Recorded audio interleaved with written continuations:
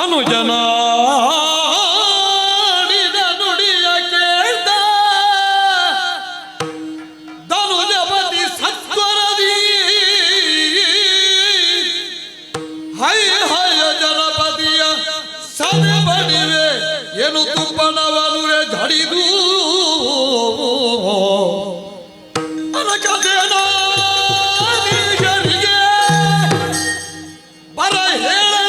ಅನುವರ ಕಪ್ಪಣೆಯ ನಿತ್ತ ಮನುಮಧಾರಿಯ ನೆನೆದು ಗಮನೋದ್ಯೋಗ ಭರನಾದ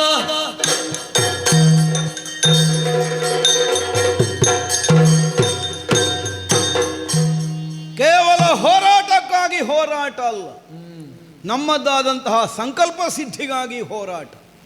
ಈ ನಿರ್ಣಯದಿಂದ ಬದುಕನ್ನು ನಾನೀಗ ಅಂಗೀಕರಿಸಿದ ಮೊದಲಿಗೆ ನಾಯಕತ್ವ ಸಿಕ್ಕಿದಂತಹ ಕಾಲಕ್ಕೆ ಹೆಚ್ಚಿನ ಯೋಚನೆ ಮಾಡುವುದಿಲ್ಲ. ನಮ್ಮನ್ನು ನಾವು ಪ್ರಪಂಚದಲ್ಲಿ ಉದ್ಘಾಟಿಸಿಕೊಳ್ಳಲಿಕ್ಕೆ ಯಾವುದು ಸಂದರ್ಭ ಸಿಗ್ತದೆ ಅಂತ ನೋಡುವುದು, ಸಣ್ಣ ಸಣ್ಣ ಕೆಲಸಕ್ಕಾದರೂ ಮುಂದಾಗುವುದು ಅಷ್ಟೇ. ಆದರೆ ನಾಯಕತ್ವ ಪ್ರಪಂಚದಲ್ಲಿ ಸ್ಥಿರವಾದ ಮೇಲೆ ಆಮೇಲೆ ಮಾಡಬೇಕಾದ ಕೆಲಸ ಏನು ಅನ್ನುವುದರ ಬಗ್ಗೆ ಸರಿಯಾದಂತಹ ಯೋಚನೆಯನ್ನು ಮಾಡಬೇಕಾಗುತ್ತದೆ. ಅಲ್ಪ ಬರಲೆಲ್ಲ ಹೋರಾಡಬೇಕಾದದ್ದು ಯಾವುದು ಈ ಭೂಮಂಡಲದಲ್ಲಿ ಪ್ರಖ್ಯಾತವಾದದ್ದು, ಅಂಥವರೊಂದಿಗೆಲ್ಲ ನಮಗೀಗಾಗಲೇ ಹೋರಾಟವನ್ನು ಮಾಡಿ ನಮ್ಮ ಪ್ರಭುತ್ವವನ್ನಲ್ಲಿ ಸ್ಥಾಪಿಸಿ ಆಗಿದೆ. ದಕ್ಷಿಣದ ತುದಿಯ ಈ ಲಂಕೆಯದ್ದಾದಂತಹ ರಾಕ್ಷಸರ ಅಧಿಕಾರದ ಪ್ರಕಾಶ ಸೂರ್ಯವಂಶದ ಬೆಳಕನ್ನು ಮಸಳಿಸುವಷ್ಟು ವಿಪುಲವಾಗಿ ಬೆಳೆದು ನಿಂತದ್ದು ಸುಳ್ಳಲ್ಲ. ಅನರಣ್ಯಕ ನಾಮಕ ಸೂರ್ಯವಂಶದ ಅರಸು ಅವನನ್ನು ಯುದ್ಧದಲ್ಲಿ ಸೋಲಿಸಿ ಅವನ ತಲೆ ಕಡಿದು ಉತ್ತರದ ಸೀಮೆಯ ತನಕ ನಮ್ಮದ್ದಾದಂತಹ ಪ್ರಭುತ್ವದ ರೇಖೆಯನ್ನು ನಾವು ದಾಟಿಸಿ ಆಗಿ ಹೋಗಿದೆ. ಹಾಗಿದ್ರೆ ಮತ್ತಿನ್ನು ಭೂಲೋಕದಲ್ಲಿ ಗೆಲ್ಲಿಕ್ಕಿರುವುದೇನು? ಹರಿಯನ್ನೇ ನೋಡೋಣ. ಈ ಭಾವದಿಂದ ಹೇಳಿದರೆ ತಮ್ಮನಾದಂತಹ ವಿಭೀಷಣ ಆಗುವುದಕ್ಕೆ ಕೊನೆಯ ತಮ್ಮನಾದರೂ ಯುವರಾಜನಾಗಿ ನಮಗೆ ಅಧಿಕಾರದಲ್ಲಿ ಒದಗಿ ಬಂದವ. ಅವ ಹೇಳ್ತಾನೆ ಅಲ್ಲಿಯ ತನಕ ಹೋಗಬೇಕಾದದ್ದಲ್ಲ, ಅದಕ್ಕಿಂತ ಮೊದಲೇ ನೀನು ಮಾಡಬೇಕಾದದ್ದು ಉಂಟಿ. ಇಲ್ಲಿ ಎಲ್ಲ ಯಾರೂ ಕೇಳಿದರೆ ಹೈಹಯ ವಂಶೋತ್ಪನ್ನ ವಿಂಧ್ಯ ಪರ್ವತದ ಆಬದಿಯಲ್ಲಿರುವಂತಹ ಮಾಹಿಷ್ಮತಿ ನಗರದಲ್ಲಿ ಅಧಿಕಾರವನ್ನು ನಡೆಸುತ್ತಾ ಇರುವವ, ಚಕ್ರವರ್ತಿ ಅಂತ ಮಾನಿತನಾದವ, ಯಜ್ಞಯಾಗಾದಿಗಳಲ್ಲಿ ನಿರತ ಆಸಕ್ತ, ಘನ ವಿಕ್ರಮಿ. ಅವನನ್ನು ನೀನು ಗೆಲ್ಲಿದರೆ ಮತ್ತು ಈ ಪ್ರಪಂಚದಲ್ಲಿ ಇದರಾದವರು ನಿನಗೆ ಮತ್ತೊಬ್ಬರಿಲ್ಲ. ಹೌದಲ್ಲ? ಒಂದೊಂದು ಮೆಟ್ಟಲನ್ನು ಉತ್ತರಿಸಿಯಲು ಎತ್ತರಕ್ಕೆ ಹೋಗುವುದು. ಈಗ ವೈಕುಂಠಕ್ಕೆ ಹೋಗಿ ನಾರಾಯಣನನ್ನು ನಾನು ಗೆದ್ದರೆ ನಾನು ಅಸೀಮನಾಗುತ್ತೇನೆ, ಈ ಭಾವ ಸುಳ್ಳಲ್ಲ. ಆದರೂ ಅದಕ್ಕಿಂತ ಮೊದಲು ಆಗಬೇಕಾದದ್ದೊಂದು ಕೆಲಸ ಇಲ್ಲಿ ಉಂಟು ಅಂತಾದರೆ ಯಾಕೆ ಈಗ ಅವನ ನನಗೆ ಸ್ಪರ್ಧಿ ಹೌದೋ ಅಲ್ಲೋ, ಅವನ ಮನಸ್ಸಿನಲ್ಲಿ ಆ ಭಾವ ಉಂಟೋ ಇಲ್ಲೋ ಅನ್ನೋದು ಪ್ರಶ್ನೆ ಅಲ್ಲ. ಒಂದು ವೇಳೆಗೆ ಹೌದಾದರೆ ಅವನೇ ಬರ್ತಿದ್ದಲ್ಲ ಇಲ್ಲಿಗೆ, ಈಗ ಬರಲಿಲ್ಲಲ್ಲ ಇಷ್ಟರವರೆಗೆ ಮಾಹಿಷ್ಮತಿಯ ಅಧಿಕಾರಿ.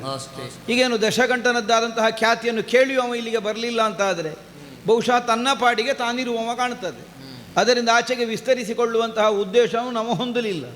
ಅಥವಾ ಲೋಕದಲ್ಲಿ ಯಾರೇನು ಮಾಡಿದರೆ ನಮಗೇನು, ನಾವು ಕುಳಿತ ಪೀಠ ಗಟ್ಟಿಯಲ್ಲೋ ಅನ್ನುವಂತಹ ಭಾವದಿಂದ ಇದ್ರೂ ಇರಬಹುದು. ಆಕ್ಷೇಪ ಅಲ್ಲ.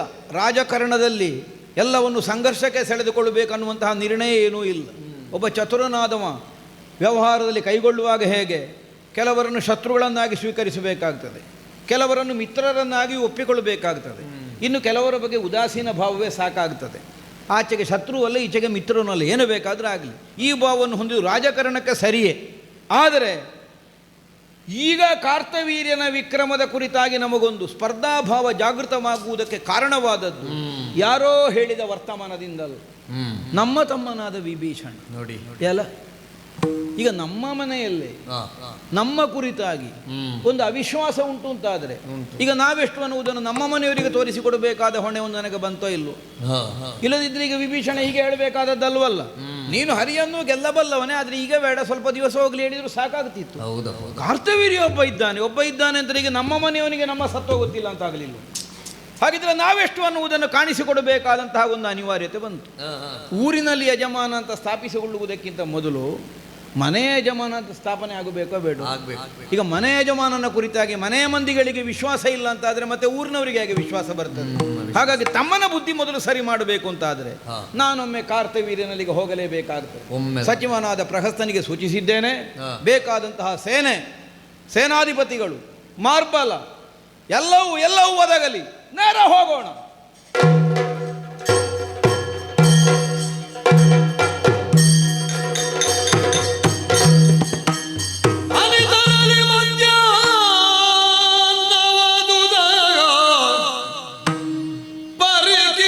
ಸುತ ಶಂಕರನ ಪೂಜೆಯ ಪರಿಕಿಸುತ್ತ ಶಂಕರನ ಪೂಜೆಯ ವಿರಚಿಸುವಿತಾನಿರುತ ಸ್ನಾನವೋ ಗೈದು ಕಳನೋ ವೀರ ಯೋಜಿಸುತ್ತ ಮರಳುಳ್ ಬಾರಿ ಲಿಂಗವ ಮಾಡಿ ಕುಳಿತನು ಮಾರಹರನನು ಧ್ಯಾನಿಸುತ್ತ ನನ್ನದೆಯ ತಟದಿಯೇ ಮಧ್ಯಾಹ್ನವಾದುದ ಪರಿಕಿಸುತ್ತ ಶಂಕರನ ಪೂಜೆಯ ಖಳಗ ಆ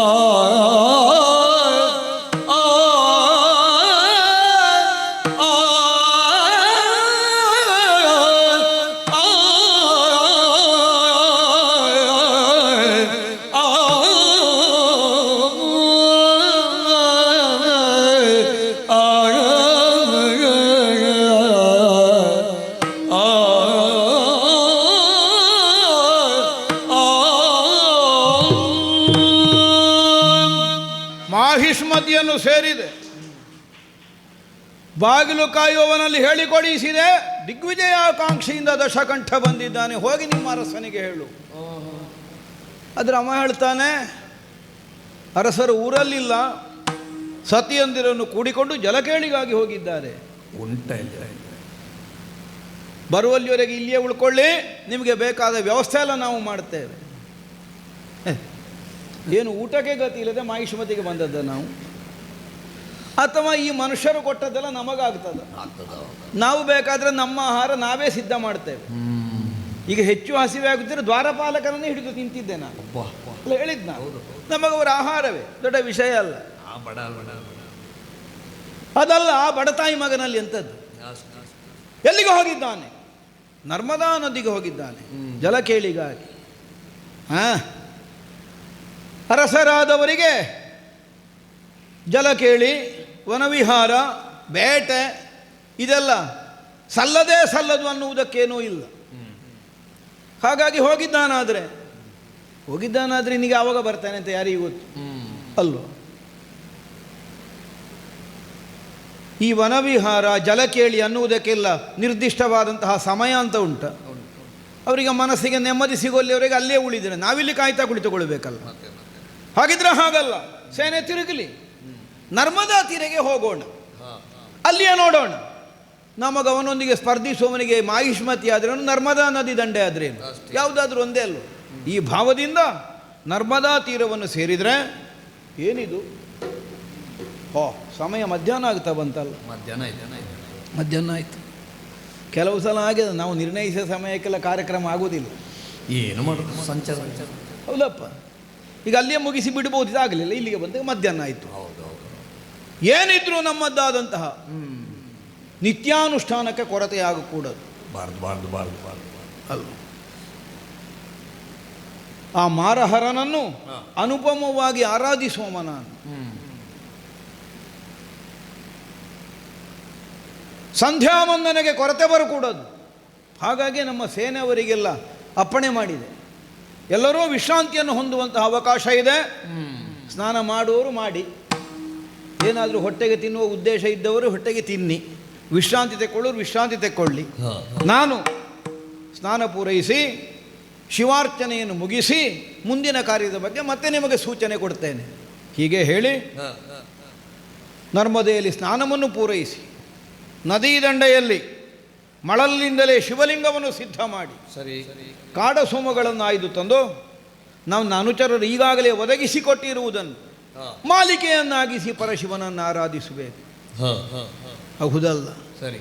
ಮೊದಲಿಗೆ ನಮಗೆ ಶಿವನ ಕುರಿತ ಅಂತಹ ಒಂದು ಅತ್ಯಂತವಾದಂತಹ ಶ್ರದ್ಧೆ ಎಲ್ಲ ಏನೂ ಇರಲಿಲ್ಲ. ಆದರೆ ಬಾಕಿ ದೇವರಿಗಿಂತ ಅವ ಆದಿತಯ್ಯ, ಈಶ್ವರ ದೇವರ ಆದಿತ. ಹೌದೌದು, ಬಾಕಿದ್ದವರಾಗೆ ನಂಜಿಲ್ಲ ಅವನಿಗೆ. ಎಲ್ಲರೂ ಹೇಳ್ತಾರೆ ಅವನ ಕೊರಳಿನಲ್ಲಿ ನಂಜು ಅಂತ. ಕೊರಳಿನಲ್ಲಿ ನಂಜಿದ್ರೂ ಆದೀತು, ಎದೆಯಲ್ಲಿ ನಂಜಿರುವ ದೇವರಾಗಲಿಕ್ಕಿಲ್ಲ. ಈಶ್ವರ ದೇವರು ಕೊರಳಿನಲ್ಲಿ ನಂಜಿರುವವರು, ಅದು ಹೊರಗಿನಿಂದಲೇ ಕಾಣುತ್ತದೆ. ಇನ್ನೂ ಒಂದು, ಒಳಗೆ ಎಂಥದ್ದೇ ಇರಲಿ ಹೊರಗೆ ಕಾಣಬೇಕು. ಆಗ ಒಳಗೊಂದು ಹೊರಗೊಂದು ಆಗೋದಿಲ್ಲ. ಈಶ್ವರ ದೇವರ ಕೊರಳಿನಲ್ಲಿರುವಂತಹ ನಂಜು ನಮಗೆ ಕಾಣ್ತದೆ ಪ್ರಪಂಚದವರಿಗೆ. ಆದ್ದರಿಂದಲೇ ಪ್ರಾಪಂಚಿಕವರನ್ನು ನೀಲಕಂಠ ಅಂತ ಹೇಳುವುದಲ್ಲ. ಇದ್ರೆ ಯಾಕೆ ಹೇಳುವುದು? ಯಾಕೆ ಕೊರಳಿನಲ್ಲಿ ವಿಷ ತುಂಬಿಕೊಂಡ? ಪರಹಿತಕ್ಕಾಗಿ ತನ್ನ ಕೊರಳಿನಲ್ಲಿ ವಿಷವನ್ನು ತುಂಬಿಕೊಂಡ. ಲೋಕದಲ್ಲಿ ಸರ್ವಮಾನ್ಯನಾಗಿ ಯಾವನೇ ಒಬ್ಬಾತ ವ್ಯಕ್ತಿ ಒದಗುವುದಕ್ಕೆ ಕಾರಣ ಇದು. ಪರಹಿತಕ್ಕಾಗಿ ಅವರಿಗೊದಗಬಹುದಾದಂತಹ ಸಂಕಟವನ್ನು ಯಾವನು ತಾನು ನುಂಗುತ್ತಾನೆ, ತನ್ನ ಗಂಟಲಲ್ಲಿ ಇಳ್ಕೊಳ್ತಾನೆ, ಅವ ಪರಮ ಪೂಜ್ಯ. ಆ ದೃಷ್ಟಿಯಿಂದ ಪರಶಿವನಲ್ಲಿ ನಮಗೆ ಆರಾಧಿಸಬೇಕು ಅನ್ನುವಂತಹ ಭಾವ ಬಂದದ್ದು.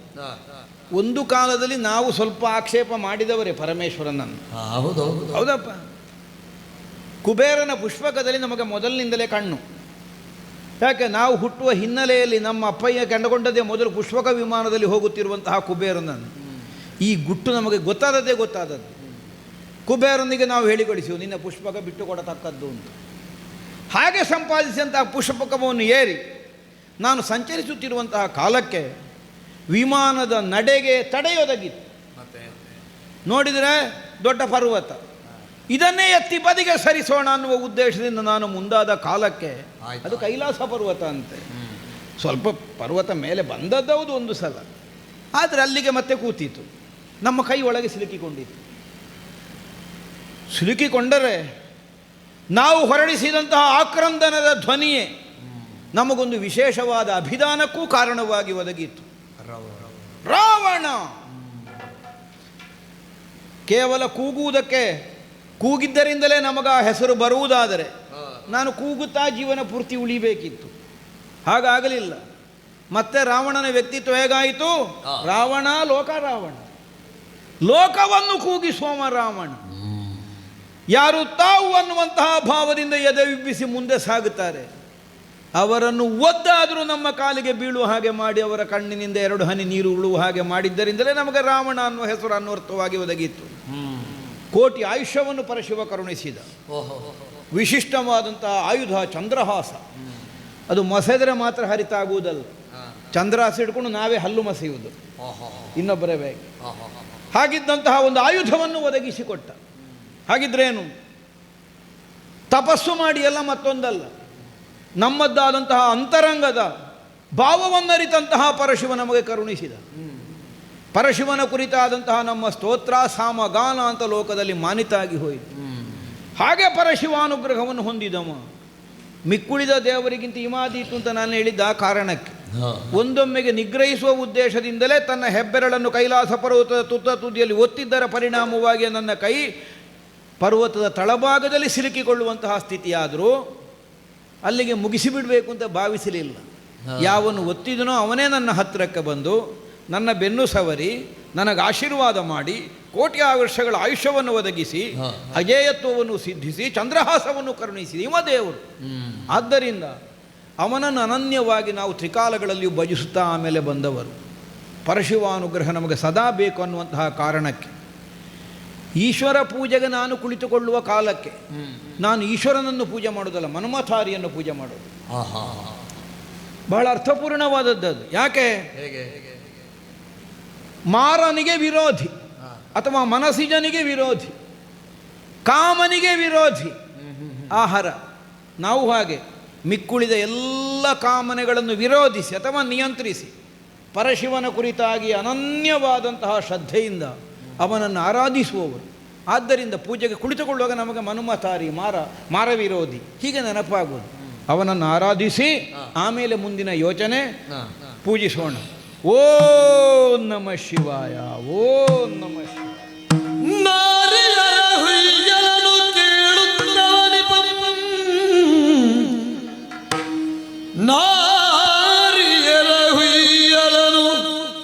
ಕೇಳುತ್ತವನಿಪಂ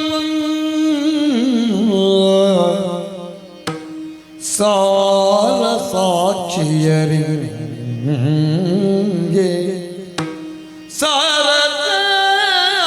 ಸಾರಚಿಯರಿಗೆ ನಾಚದಿರಿನುತ್ತ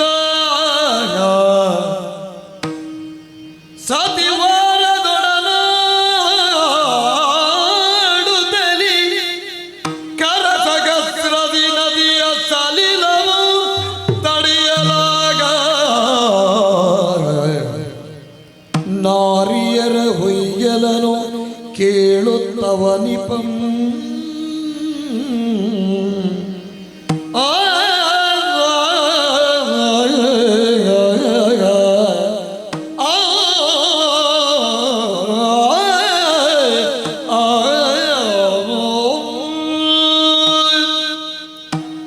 ಹಂಸಗಮನೆಯರು ಹಂಸಧ್ವನಿಯಲ್ಲಿ ಆತಂಕ ತೋಡುವುದು ಬೇಡ. ಲೋಕವನ್ನೇ ಗೆದ್ದೆ ಎಂಬ ಭರದಲ್ಲಿ ಬಂದವನಿಗೆ ಊರಲ್ಲಿ ಪರಿಭವ ಬರುವುದಕ್ಕುಂಟ. ಅದು ನರ್ಮದಾ ತೀರದಲ್ಲಿ. ನಿಮ್ಮ ಆತಂಕ ನನಗೆ ಅರ್ಥ ಆಗ್ತದೆ. ಅಪೇಕ್ಷೆಯಿಂದಲೇ ಊರಲ್ಲಿದ್ದಂತಹ ನಿಮ್ಮನ್ನು ನದಿ ದಡಕ್ಕೆ ಬರಮಾಡಿಸಿಕೊಂಡವು. ಚಕ್ರವರ್ತಿಯಾಗಿ ಸಾರ್ವಭೌಮನಾಗಿ ತಪದ ಬಲದಿಂದ ಗುರು ಸೇವೆಯಿಂದ ಮಾತ್ರ ಅಲ್ಲ,